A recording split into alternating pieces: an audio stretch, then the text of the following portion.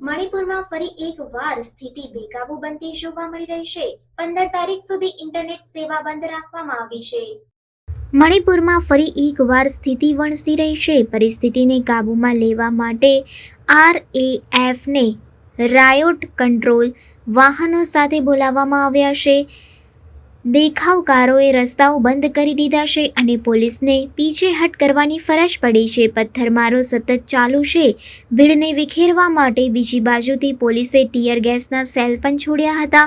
સમગ્ર મણિપુરમાં 15 સપ્ટેમ્બર સુધી ઇન્ટરનેટ પણ બંધ કરી દેવામાં આવ્યું છે। મણિપુરમાં 3 મે 2023થી હિંસાની શરૂઆત થઈ હતી, પરંતુ 16 મહિના પછી પણ રાજ્યમાં શાંતિ સ્થપાઈ નથી। શનિવારે જીરીબામ જિલ્લામાં તાજેતરની હિંસામાં 5 લોકોના મોત થયા હતા।